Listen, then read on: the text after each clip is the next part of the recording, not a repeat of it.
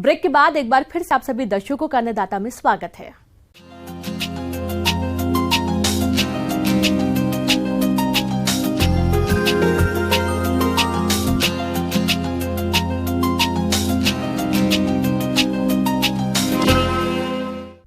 अमरूद की सघन बागवानी से निश्चित ही अधिक फलन प्राप्त होता है, लेकिन इसके लिए किसानों को समय के साथ अमरूद के वृक्षों की कटाई छटाई करनी पड़ती है, क्योंकि कटाई नहीं करने पर वृक्षों में फलन कम होने लगता है।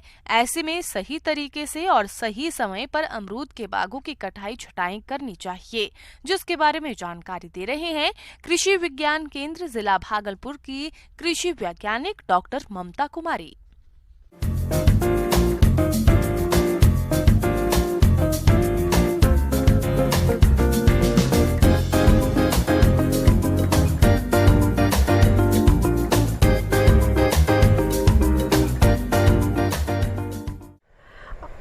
अभी हम लोग अमरूद के सघन बागवानी में खड़े हैं और अमरूद की आप देख रहे हैं कि अमरूद की कटाई छटाई हुई है। अमरूद को देखा जाए तो अमरूद में साल में 3 बार कटाई छटाई होनी चाहिए और इसमें 3 फलन होता है। हमारे यहाँ बहुत ज़्यादा ठंड होने से इसमें 2 ही फलन आता है, लेकिन जहाँ पर समशीतोष्ण वातावरण रहता है वहाँ पर किसान इसको पूरा उपज ले सकते हैं, अच्छे से कटाई छटाई करके, प्रॉपर मेंटेन करके। अमरूद की बागवानी में कम एरिया से अधिक उपज लेने के लिए सघन बागवानी को बढ़ावा दिया जा रहा है, लेकिन इस तकनीक में सही समय पर प्रूनिंग करना बहुत जरूरी होता है, जिसे हर वर्ष करने की जरूरत होती है। ऐसे अनुशंसित दूरी अमरूद के लिए 8 गुना 8 मीटर है, लेकिन जब 8 गुना 8 मीटर से कम दूरी पर लगाया जाता है तो वो सघन बागवानी में आ जाता है। जैसे 7.5 मीटर गुना 7.5 मीटर पर भी लगाते हैं किसान, तो ये सघन बागवानी में आ जाएगा। और जैसे जैसे हम दूरी को कम करते हैं, मेरा प्रति इकाई पौधा बढ़ जाती है। जैसे जिस बाग में खड़े हैं इसमें पौधे हैं जो 2 गुना 3 मीटर पर लगे हुए हैं, और जब 2 गुना 3 मीटर पर लगे हुए हैं तो 1 हेक्टेयर में 1667 पौधा है। 1667 पौधा है तो उसका हमको प्रबंधन उसी प्रकार से करना पड़ेगा, और अगर उस प्रकार से प्रबंधन ना किया जाए तो हमारा ये बाग जो है अनुत्पादक हो जाएगा, उत्पादन हमको सही तरीके से नहीं मिल पाएगा। प्रूनिंग का कार्य आप सही जानकारी के बाद ही करें। अगर ठीक से प्रूनिंग होगा तो पौधों को सही आकार मिलेगा, जिससे आगे चलकर भरपूर उपज मिलेगा। यह कार्य इसलिए भी महत्वपूर्ण है कि सघन बागवानी में पौधे की आपसी दूरी बहुत कम होती है। ऐसे में डालियों के अनियमित बढ़ने से पौधे को धूप नहीं मिलेगी, रोग कीटों का प्रकोप बढ़ेगा, जिससे उपज बहुत ही कम मिलेगा। जब आप जून के महीने में लगाते हैं तो जून, जुलाई, अगस्त, सितंबर, अक्टूबर के महीना में पहली कटाई छटाई करें। नीचे से 50 सेंटीमीटर आपको एकदम क्लीन रखना है, साफ सुथरा रखना, उसमें कोई तना नहीं रहेगा, कोई पत्तियां नहीं रहेंगी। और 50 सेंटीमीटर से ऊपर जो भी तना है उसको आपको, अगर नहीं चारों दिशा में है, सीधा गया है तो उसको ऊपर से काट दें। आप काटने के बाद सारे पौधों को काटने के बाद पत्तियों को हटा दें, जितनी पत्तियां हैं सबको हटा दें। जब भी कटाई छटाई आप करें, मौसम खुला होना चाहिए, मौसम धूप होना चाहिए। कटाई छटाई के उपरांत कटे हुए भाग पर कॉपर ऑक्सीक्लोराइड का गहरा लेप लगाएं। लेप सिर्फ कटे भाग पर ना लगाएं, उसका जो नीचे वाला तना होता है उसको ओवरलैप करते हुए उसको नीचे करके आप उस पर कॉपर ऑक्सीक्लोराइड को लगाएं। कॉपर ऑक्सीक्लोराइड लगाने के बाद उसमें सिंचाई करें। सिंचाई करने के उपरांत आप उसमें उर्वरक 1 सप्ताह 10 दिन रुकने के उपरांत आप उसमें उर्वरक दे सकते हैं। उर्वरक में हमको कंपोस्ट की मात्रा का उपयोग करना है।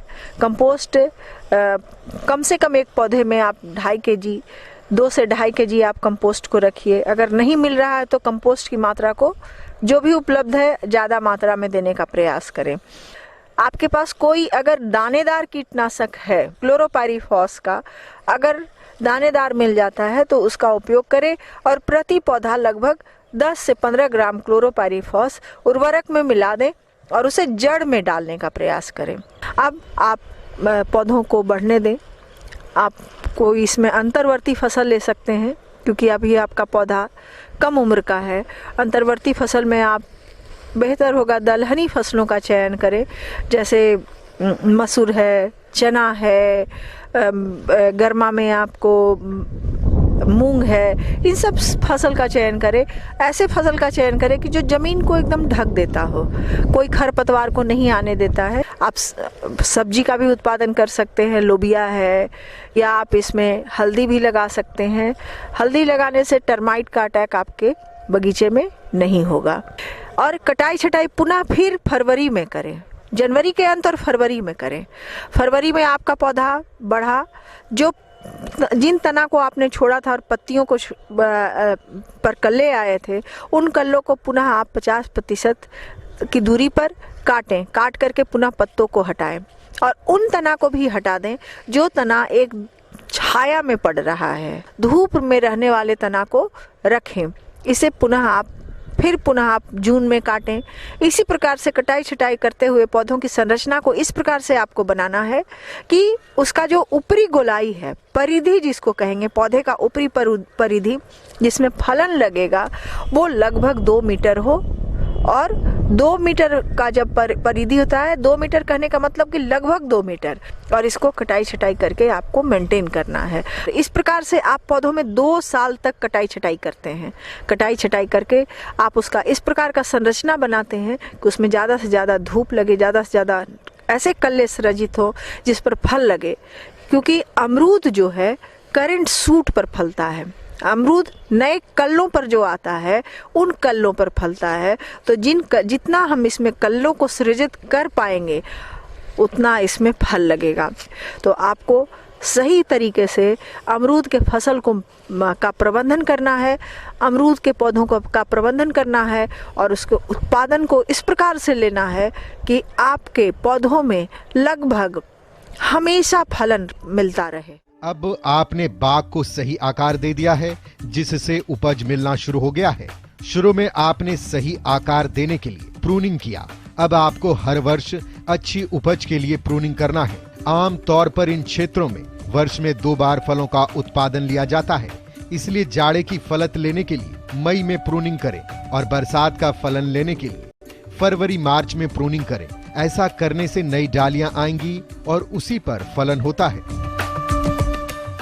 आगे और भी है खेती बाड़ी से जुड़ी बहुत सी रोचक जानकारियां। यहां रुकेंगे एक और छोटे से ब्रेक के लिए।